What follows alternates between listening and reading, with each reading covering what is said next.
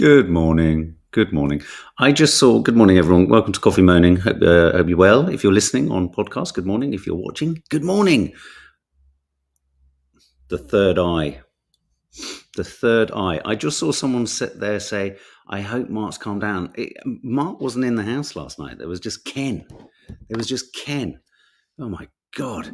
It's one of those moments where you sort of you spot check, or you see a moment from that what seemed like a. It was like a scene from a Vietnam movie, and they have a flashback and you look back and it was all pink, it was all plastic, it was hot, it wasn't fun.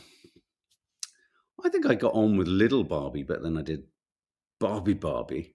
Morning, Faith Goodman. Glad you enjoyed it. I hope you enjoyed it. Please continue Barbie Magic. Keep the pink curtain on bifold. It's a live No Name Sunday show this weekend, so you never know. There might be some pink action there too. But I promise you, Ken has calmed. We've put Ken back in his box. Ken has calmed down. I walked into my office and there was like the debris of an exploded Ken. There were 3 abs on the floor. There was a sort of strange, I don't want to use the word gimp, but like hairpiece just in a corner, like a Playmobil's possibly a more permissible kind of thing to describe. I don't know. There was something about the pinkiness of yesterday that just kind of stuck and got in crevices. It's got into crevices and I can't get it out. Oh, gee, Oslo, do you remember a few years ago when Mark dragged Nadia outside in a cardboard box? I kept thinking about that box and thinking Ken could go in a box like that, but add cling film too. Wow, that's dark. You're right. I think Ken needs to be put in a box, cling filmed and chucked in the Thames. My head, sorry for any younger viewers, my head looked like a tortoise head. You know what I mean by that. He retired 847. 847? What's 847? You look so good. Thank you so much. Thank you so much. It was fun. It was crazy. Oh, that's your name, retired 847. Morning, Sean Tucker. So much fun last night, wasn't it? It was great fun, absolutely great fun. And did any food get made? I seem to remember eating stuff.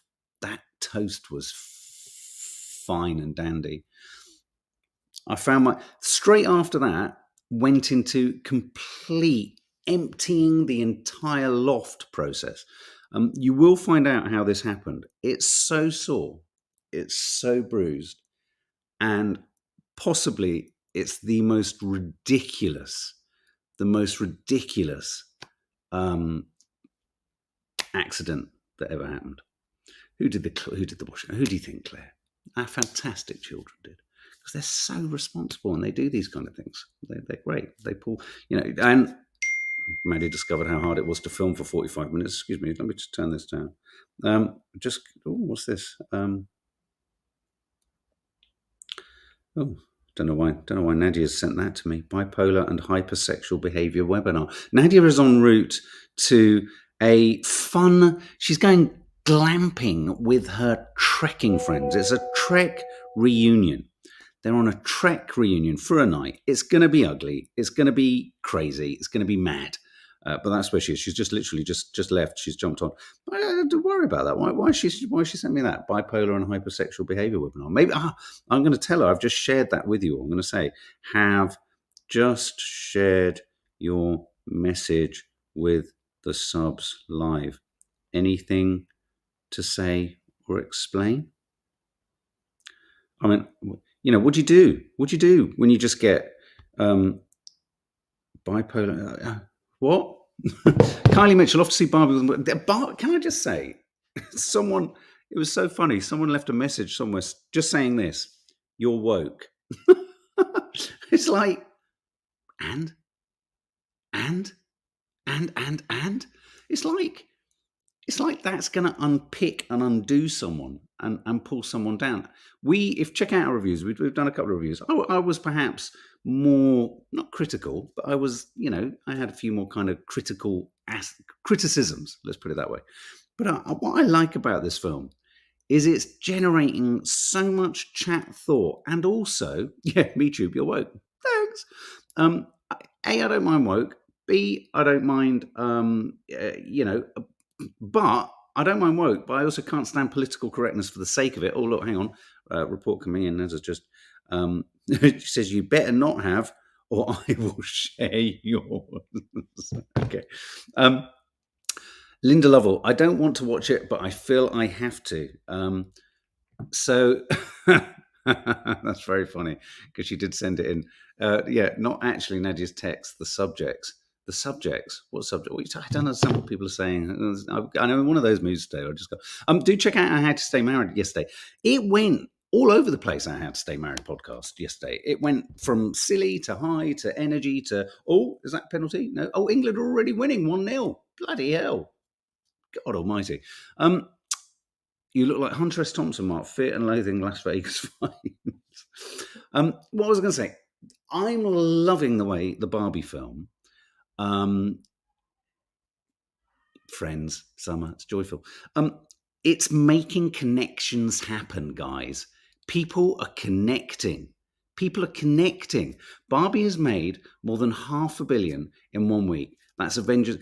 Wouldn't it be astonishing if we discovered that this Barbie film ends up being the highest grossing film of all time?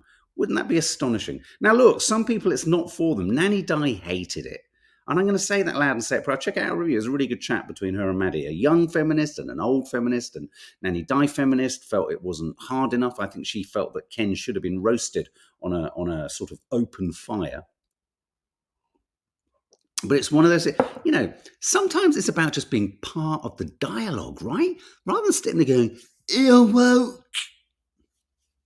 It's like, wake up. Just go and see the film and let's have a chat about it. Maybe you don't like it, especially for a female director, Rhys Roberts, especially for a female director. Of course, that puts a lot of pressure on any films that are released today because, of course, everyone's just flying around still seeing Oppenheimer and Barbie. But talk to me. Review has landed on the channel, landed at midnight, just gone midnight. Fabulous indie horror film. I realise horror films aren't for everyone, but it's really nifty. I don't know if you've seen it, Rhys. It's a really nifty little film. Our review's up. It's a spoiler review, so if you really want the surprises, or if maybe sometimes a spoiler review of a horror film gives you a little bit of a kind of softening up, it might means you can go, oh yeah, I think I can cope with that and I know what's coming. But you're seeing it tonight, Rhys Roberts. See it. Check out our review. Tell us what you think. I think you're going to have fun. Drew Osler saw a hedgehog on my patio last night. I fucking love hedgehogs. I just love a hedgehog. Like I didn't like most of the people at our wedding. I love a hedgehog. Good morning. Tra-la-la. Things have cooled down in Crete. I'm so relieved. I'm so pleased. It does sound like things have calmed a little, which is really good. Mrs. Cronell. Controversial opinion. Of the 3 films I saw last week, Barbie, Oppenheimer, and Asteroid City, where's entertained you the most? Isn't it funny? I'm sorry, this isn't meant to be. This is going to be a movie chat. Final comment on movie, because I realise you go to the Popcorn Junkies for that stuff. But Wes Anderson's all right, but I really liked his latest one. And in fact, on our Instagram, you're going to see some fabulous pictures. Russ, my daughter just said, who are you? And you said, he's that arsehole Ken. And you said, he's my mate, Marmite. Anyway, going to see Talk to Me on Monday, Mrs. Cronell too. Fantastic.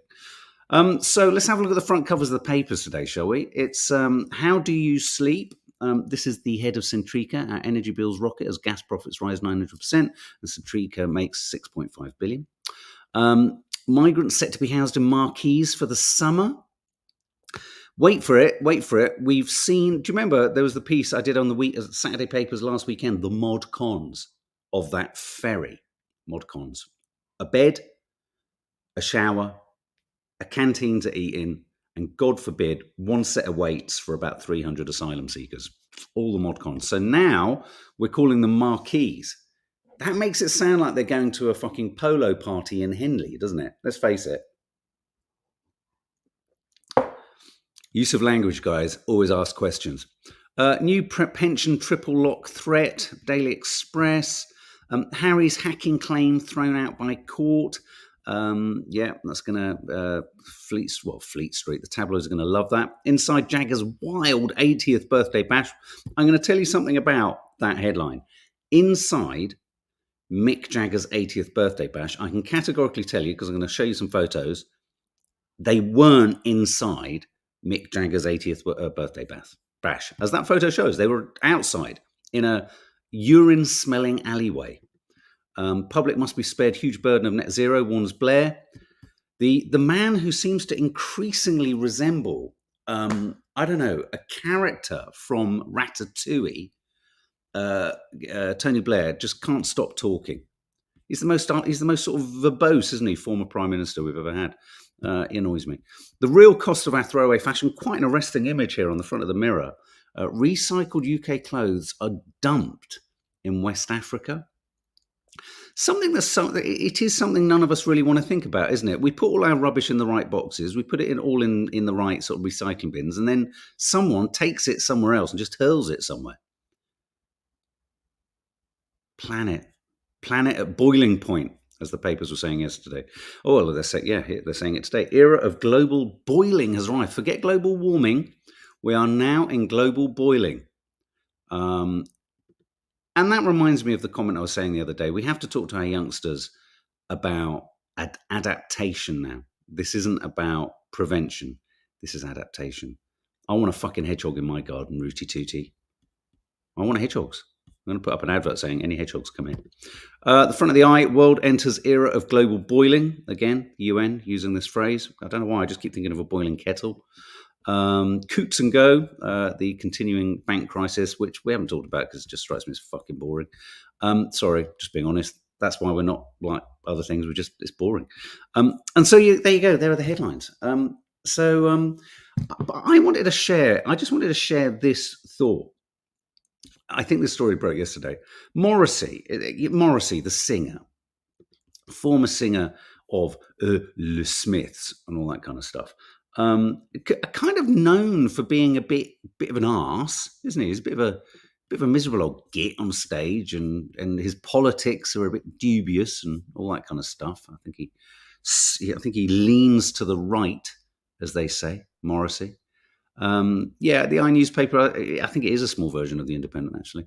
Morrissey yesterday there's something about this, and I think we kind of indicated or suggested this. I think this is kind of what I was trying to drive at when we were talking about Sinead O'Connor's sad passing away, and how everyone's got an opinion on her now, and everyone's championing her now, but everyone had also marginalised her. And it's a shame. You're right, Linda Lovell. He's grim, and it's a shame that something, when someone you don't really admire, respect, or trust with their opinion says something that you feel's true. I find it really frustrating, but all the more reason or still no reason to not talk about it. He took aim at lots and lots of people who were kind of, sharing all of these kind of tributes and saying what an absolute sensation she was and all this kind of stuff. And just some of his language he uses is quite something. He said, he described the sort of adulation. I mean, he said he's talking about her as a talent. He's not criticizing her or the act of remembrance.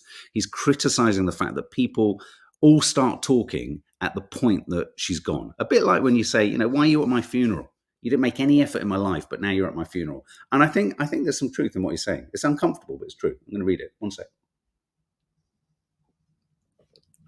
The cruel playpen of fame gushes for Sinead today. Lyrics of a Smith song, aren't they? With the usual moronic labels of icon and legend. You praise her now only because it's too late. You hadn't the guts to support her when she was alive and she was looking for you. He then rips into everyone from the press to the industry to 15-minute celebrities saying the press would call Sinead fat, sad, shocking, insane. But today, no. Music CEO, chief executives who put on their most charming smile as they refused her for their roster are queuing up to call her a feminist icon. Goblins from hell and record labels are squeezing onto Twitter to Twitter their jibber jabber when it was you who talked Sinead into giving it up. She was degraded, as those few who move the world are always degraded. Why is anyone surprised? He then says that Sinead O'Connor is dead. Who cared enough to save Judy Garland, Whitney Houston, Amy Winehouse, Marilyn Monroe, Billie Holiday?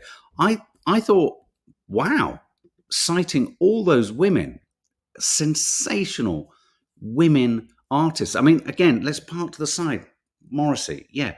But what he's saying, I read it and I was like, wow. What else he said? Why is only? He said the music of madness was not worth her life. Paying tribute to her as a challenge who couldn't be boxed up and who had the courage to speak when everyone else stayed safely silent. She was harassed simply for being herself. Her eyes finally closed in search of a soul she could call her own. Wow, he should turn this into a song. As always, the lame streamers miss the ringing point, and with locked jaws, they return to the insultingly stupid icon and legend words when last week words far more cruel and dismissive would have done. He then kind of goes on. Morrissey said she had become crazed but uninteresting never, noting her proud vulnerability, and said he knows only too well that there is music industry hatred for singers who don't fit in. That's kind of what Paul Gammaccini was saying as well. The absolute disdain. And it was disdain. And that was kind of what I was trying to drive at yesterday. This wasn't about remembering her songs and thinking of her as this bold feminist icon and what have you. No one was interested. No one was interested. Aaron Bullimore, fair. The public has a morbid fascination with people once they die, even people who weren't particularly interested while they were alive. Everyone suddenly has something to say once they're dead. Yeah. Morrissey wrote, paint a vulgar picture about how fake people are after someone does and how after someone dies, how record company bosses rub their hands together as they know their sales of their music will go up. It's a fair point, of course. I mean, Sinead O'Connor's songs will be trending everywhere now. Helen Wells, reading Morrissey's comment made me think of a line, walk in love. It's from the Bible. If we all did that, the world would be a better. It's just that thing. And it was the idea. And I did say again, be careful how we just characterize it. It doesn't matter the fame, the adulation, lots of people in the public eye. Britney Spears is a good example. You just marginalize them as mad, bad, crazy. Don't fit into our conventional corporate slots. But when they die, suddenly they're the most important, sort of fascinating. I just thought, again, it's that thing of, no one is one thing. And whilst I haven't had any time for Morrissey in recent years at all, I thought everything he said there, I totally agreed with. So yeah, I'm just removing this from my studio so I don't get confused. So yeah, who agrees with Morrissey? I agree with Morrissey. I agree. I've got some little films I'm going to play you before we do the quiz today. I thought I'd show you a few clips. We've done boiling. Oh, look, yes, Morrissey. Yep. What do you think, guys? Faith Goodman. That's why I don't want many people at my funeral, Jude Osler. Yeah. Original indie chick she was. Clodagh, people criticised her for speaking out on what she believed, and some of which was totally odd, but she believed in it. Yeah.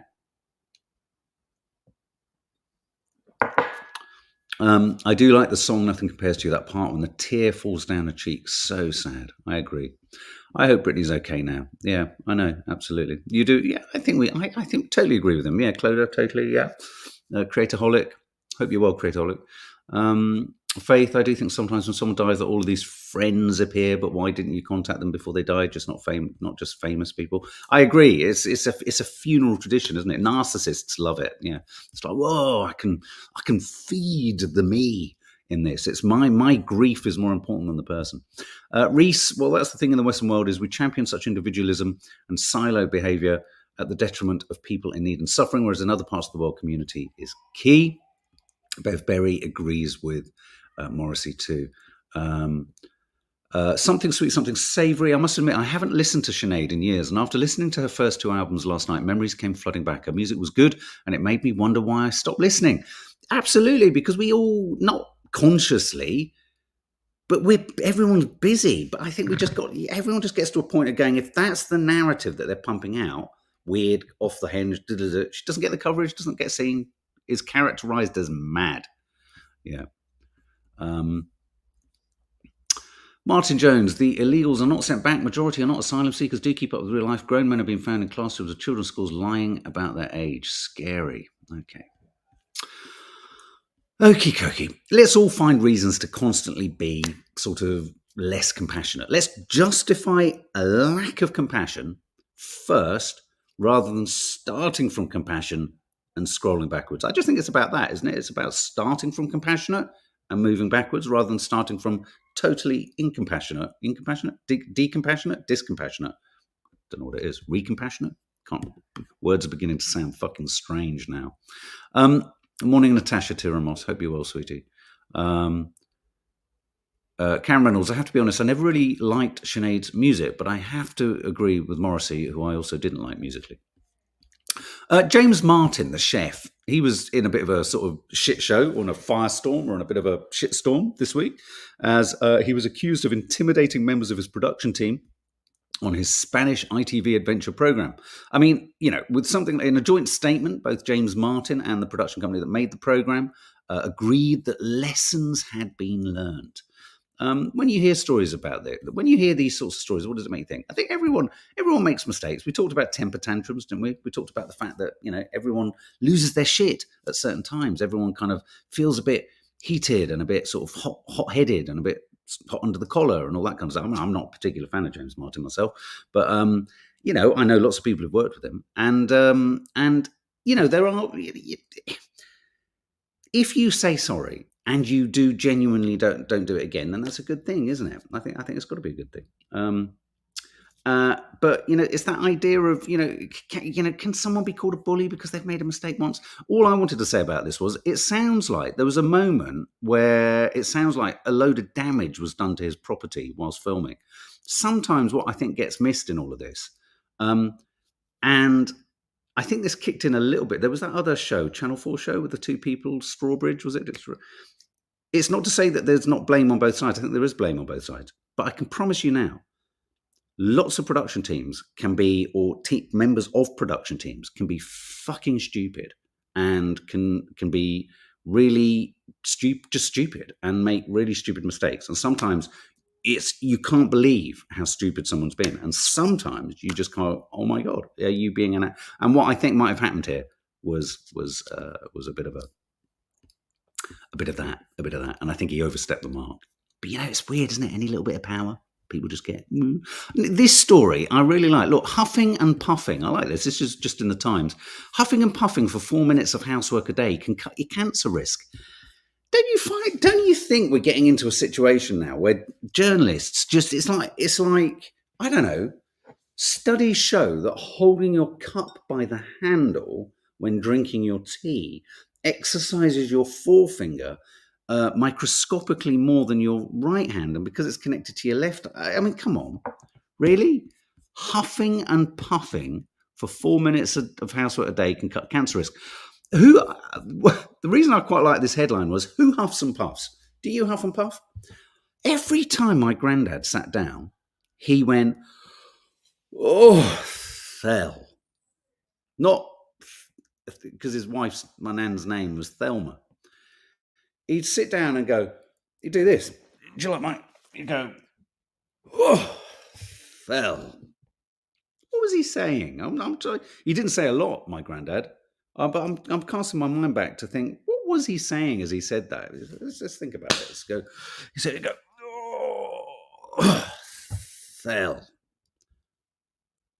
I think in it there was a nice bit of connection for a man of a different generation. He was going, oh, sweetheart. Well, maybe he was saying, oh, sweetheart, we're dying.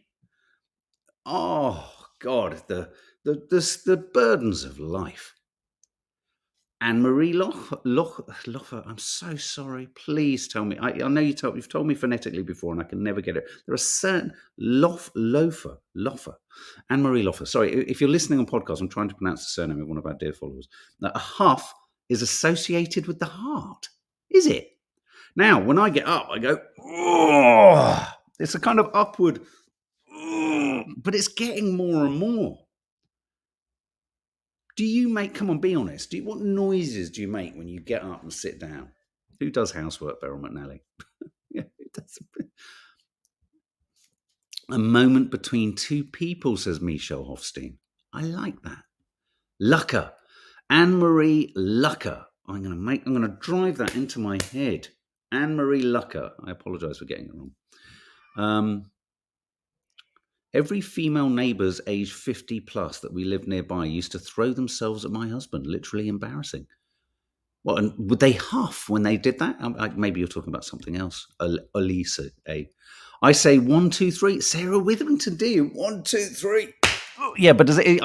Sorry, I nearly headbutted you. Do you accompany it with a?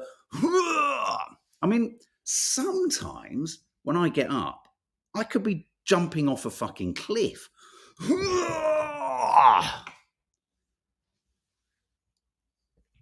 The funny noise, did he? Billy Connolly do a bit of funny noises of age. Oh, Phil. Ooh, it'd be like, up we get. Well, why do we do that? It's like are we creating sound cover for the horrendous crackling sound of our joints? Or is there something really deep in this? I don't want to micro-analyze, but I'm going to. Is it a sort of verbal acknowledgement of our bioengineering and the limitations of it? Oh, see you, matey flip. What do you think? I don't know. It's kind of, I think it's a way of verbally acknowledging. Sometimes I feel quite affectionate. Sometimes I go, oh, well, no, that's something else. I don't know where I'm going with that. I'm going to stop. Nadia would stop me at that point. Creatorholic, or to cover the accidental farts. That's a good point. That's a good point. It does happen as you get older, doesn't it? I mean, look at Dina. Look at little Barbie. She cannot start. What you didn't realise yesterday, and she asked me straight after the live was, she said, did anyone hear me farting? Rewatch the Curly Cooks. She's farting all the way through. And I think if you can identify the 10 times in which little Barbie farts, she doesn't know I've told you this. She said, don't tell anyone. And I've just told you. If you can identify all 10, all those moments, I don't know, the prize will be immeasurable. Ken will come round your gaff and he'll stand on a surfboard for 10 hours doing weights. Farty Barbie, that's it. So should we go inside Mick Jagger's 80th birthday? Should we go inside Mick Jagger? I mean, talking of huffing and puffing, here's a man, to be brutally honest with you, Mick Jagger is a man who doesn't look like he even huffs and puffs at 80. There he is. Okay, so the Daily Mail and all the other papers saying, well, we're inside Mick Jagger's 80th birthday. We're not inside at all. As I said, we're in an alleyway. It's very smelly. It's painted green, has a number of fire exit doors in it. And people left and people arrived. Don't tell her, Kylie Mitchell. Here's Mick Jagger leaving. I mean, he moves. He's got the swagger of Jagger. I mean, I presume his surname is Jagger because it rhymes with swagger. He's got the moves like Jagger. He's got the last marathon I ran the last 3 miles to that song on repeat. Ooh, moves like Jagger, whatever it is. Yeah. Swagger Jagger. Jagger swagger. Look at him. And what's amazing about this guy, right, is he's coming down steps there. And when you photograph, this is a terrible thing that paparazzi do. Whenever we were in press pens and then there were stairs, they do this. Is that if someone's coming downstairs, they take the photograph on the downward push. Everyone's skin. We used to have a trampoline, and in the early days of like little digital phones, cameras, Maddie's always so funny with this stuff. She loves funny faces. They jump on the trampoline and take a photograph of their faces as they came down, and then it's just awful. Look at Mick stepping down from his party, and he actually looks like I don't think he's huffing or puffing. He does swing yoga, aerial yoga. And Marie Lucker, does he? What, he flies through the air with his legs everywhere with gay abandon. I'm going to start doing that. Oh, yes, sorry. I kept it for the pink Barbie. That's my Barbie preview thing. I don't know. It just makes me feel, I don't know, kind of nice. So anyway, let's go inside. Well, we're not going inside. We're going to stay in this piss-smelling alleyway. But who else went? Okay. Oh, look, now this is interesting. This is Jerry Hall. And that's Angelica Houston. I think there's a bevy of exes came. Oh, Faith Goodman, the footage of Mitch McConnell. It was tragically sad. I was going to show that yesterday, but I didn't out of respect to Nadia because she freaked out a bit when I showed her it the last time. I might still have it on my, I don't know if I do actually. Let me just see. Have I still got it on my Mitch McConnell? I did have it yesterday. Oh, I have. I've got it here. Let me see if I can. I don't know if I can, whilst live, upload. Let me just see if I can. Whilst I'm talking to you, I'm just going to see if I can find this. I did see it. It might just suddenly pop up, and I'll pause it. That's tragic. Well, is it tragically sad? He's just I don't know what was going on for him. So I'm just pulling this up. Just 1 second. It's probably going to ping up. Let me just pause it. There we go. We'll go to that in a minute. Yeah, I thought he was. We'll talk about that in a minute. Anyway, going back to Inside. Well, not inside Mick Jagger's party, but alongside. There's Jerry Hall. That's Angelica Houston there. Baz Luhrmann. He's a cheeky chappy, isn't he, Baz? Zoe Kravitz. She's got something funny on her feet, though. Look, she's wearing funny feet. The latest saying shows Mick is a very current dude. My friend ran into him last year and works on a very obscure show, and he knew it and had seen it. He's the man. He's plugged in, is our Mick. He loves his contemporary art as well, Reese. He's always at the Private Views, White Cube, all that. Zoe Kravitz there, beautiful. But her choice of footwear there is a bit strange, don't you think? A bit strange. Now, who's that? Oh, well, the paper said that was Zoe Kravitz. I'm sure that. Yeah, no, I think it was Lenny Kravitz was there too. Yeah, I think you're right. Is it? It is Tessa Thompson. The paper said fucking. That's bad, isn't it? I didn't even check. Look at that. Who's that? Leonardo. You're absolutely right, Leonardo. But it could be anyone. Look at him. Look at him with his cap popped down. Look at him with his cap popped down. That could be anyone. They're not as just Clodagh. I know, I'm joking. They look funny, though, don't they? Look, funny feet. That's all I was thinking. Funny feet. There's Lenny. Looking a bit, I don't know. Yeah, he looks all right. His glasses are huge, aren't they? Yeah, that was Leonardo DiCaprio. How do we know that? How do we know that? There's Lenny. Ronnie. Always looks like he's like a deer caught in headlights, doesn't he? He's a remarkable guy. I've met him. Got the most remarkable energy. And those eyes, they don't half bore into your head. So as I say, we didn't get inside his party, but wow, 80 years old. Do you like a birthday party? Because it's Nadia's 60th next year, and I'm feeling the pressure already of trying to arrange a surprise party. And she said to me, if you arrange a surprise party, well, I can't even begin to describe what she said she'd do. And I said, I would have thought she would have liked that. And I keep trying to go around the back doors all the time. I keep trying to kind of renegotiate how we could get there. She's so. Do you think she's telling? Okay, here's a question: is she telling the truth when she says she doesn't want a surprise party? Her line on it is that she's got lots of different groups of friends, but they don't. It's not that they wouldn't all get on. It's just that she would feel stressed about bringing them all together. And I understand that. See, my thinking is I think when it was her 50th. I treated her as a surprise to her and her friends doing something. I was thinking of doing it that way. She likes little gatherings with Natasha. You hate surprise, so Natasha, would you give me a clear steer there? Don't do it. It's pressure, isn't it? I feel the real pressure. I'm feeling the pressure.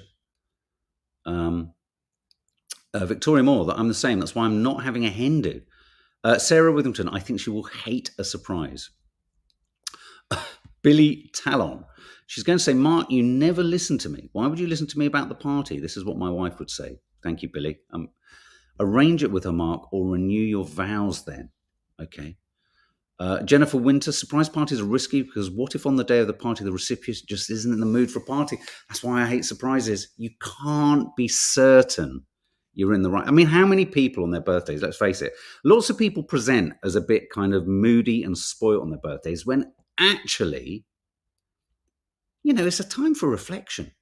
And sometimes there's huge pressure. It's like being on holidays. It's like, I've got to be this, I've got to be that. And I can't do it. Renew your vows, Victoria Moore. Parties bring up social anxiety, says Gabrielle. Oh, look, I would have always said no, Charlotte P. But someone did it for my 30th and I loved it. Felt so touched. I do think when you're younger, I don't know why, I think when you're younger, it's not so stressful. Bell X1, I would prefer holiday, would hate a party. Yeah, please do not for her birthday party. My mum had a panic attack. Please do not do that, Mark. Emma does life. That's a very clear instruction. Can't you do lots of surprises with all her different friends, Mark? Who said that? HW. That's kind of where I'm at, really. Yeah, that's where I'm at.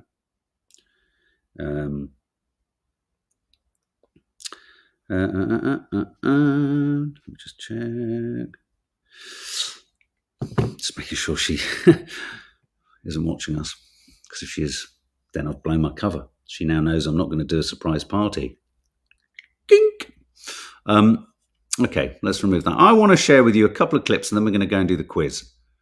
So let me just get rid of that. This is great. I love this. This is it's like a proper studio. This in here. I'm operating a proper studio. So who likes a dachshund? Who likes a dachshund? How do you pronounce it? Dachshund. Dachshund. Sausage dog. This is the footage of a dog that was captured and carried away from a home during a burglary, and it was recorded in Essex by CCTV, and it's just like.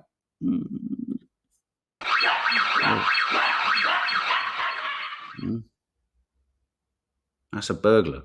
That's a burglar. Oh, that sausage dog does. Oh my God, that sausage dog does not want to go. Oh my God, he's just.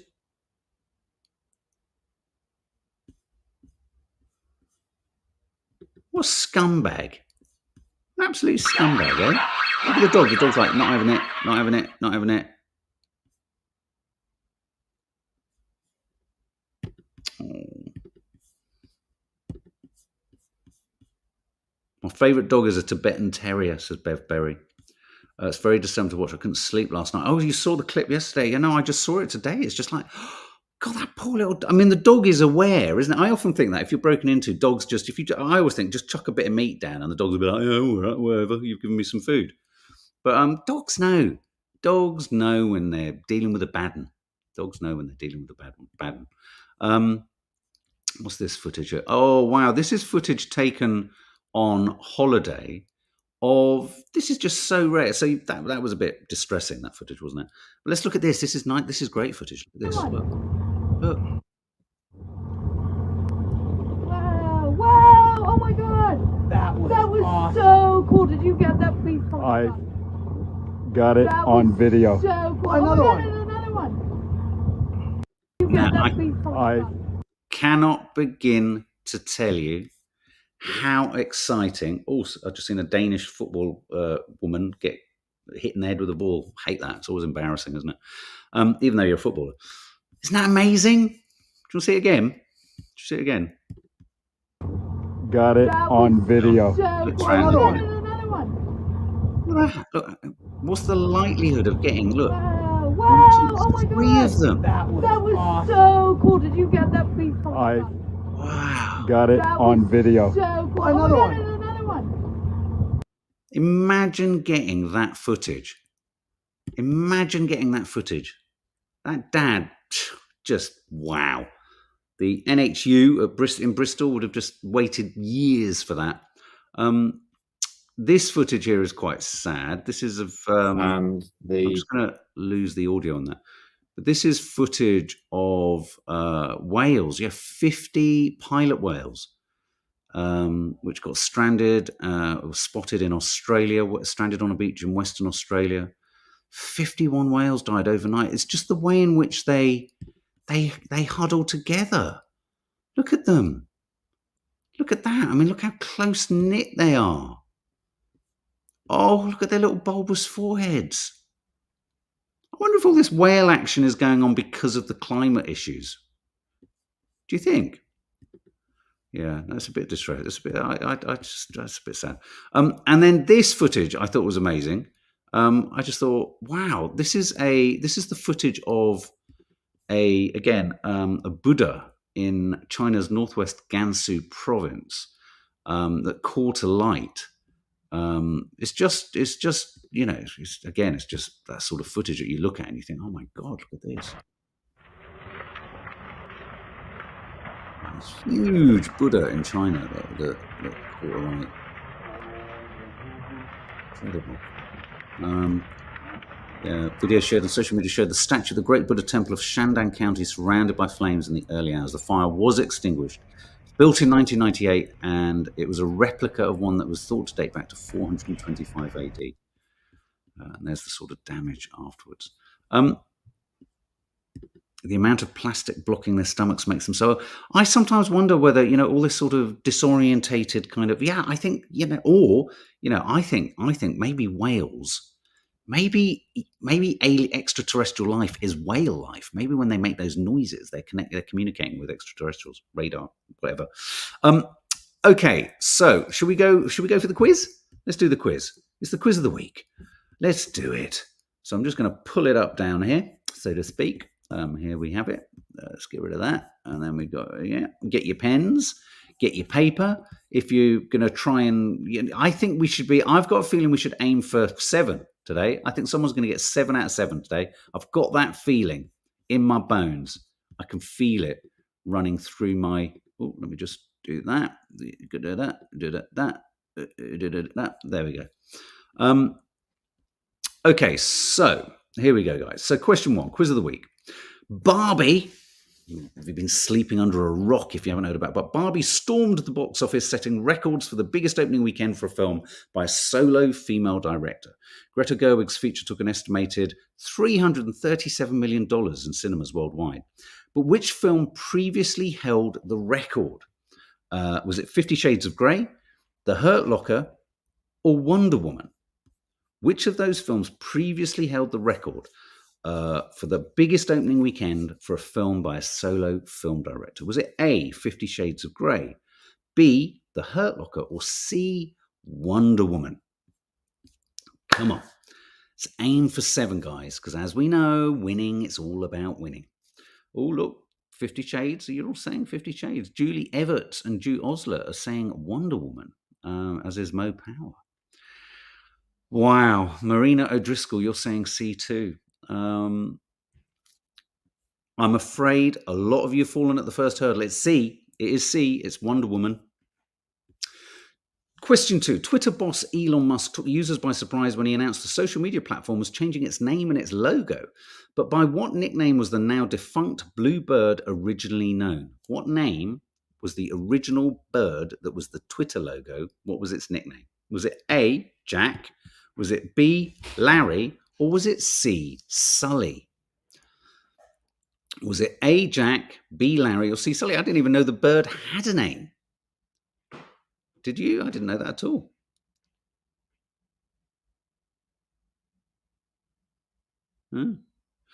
A, Jack. I went for Jack, which means I'm not going to get 7 out of 7 because I thought it was the former, wasn't Jack the name of the guy who found, Jack Dorsey, wasn't it, who found it?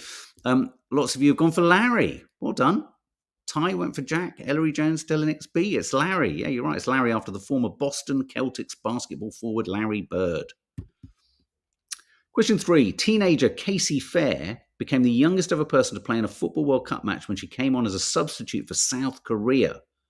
But who was the previous youngest player to appear? No one's getting 7 today. Few of us are getting 6. So scratch that thought.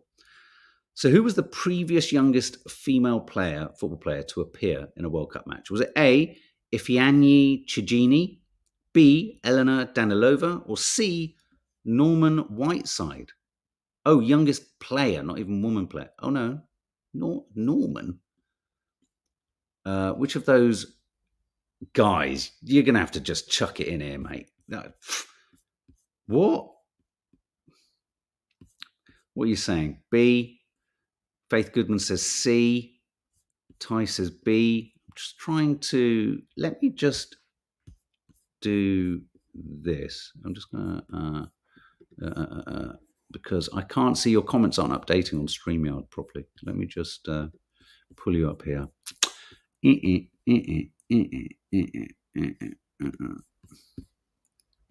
That might be better. Let's have a look. Where's your... There we go. Ah, that's better. There we go. It's A. Ifeanyi Chijini. Nigeria's Ifeanyi Chijini. There you go. If any of you got that, well done. Norman used to play. Okay, question 4. The Beano, the world's longest running comic, has marked its 85th anniversary with guest appearances from Adele, Stormzy, and Harry Styles.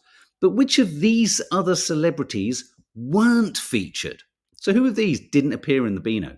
Was it A, Kate Bush, B, Hugh Grant, or C, Marcus Rashford? I suppose by elimination, it's kind of curious. Who didn't feature? Of those three, who didn't feature? Is it A, Kate Bush, B, Hugh Grant, or C, Marcus Rashford? Della Nixon, well done for guessing that last one. Bloody hell. Ty says Hugh Grant. Zoe Griffiths-Brown is saying Marcus Rashford.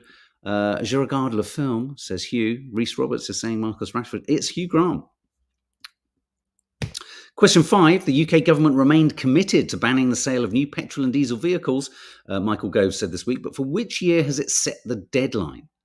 Was it A, 2028, B, 2030, or C, 2050? I'm telling you right now, if they don't change the date on this, it's going to be absolute bedlam out there.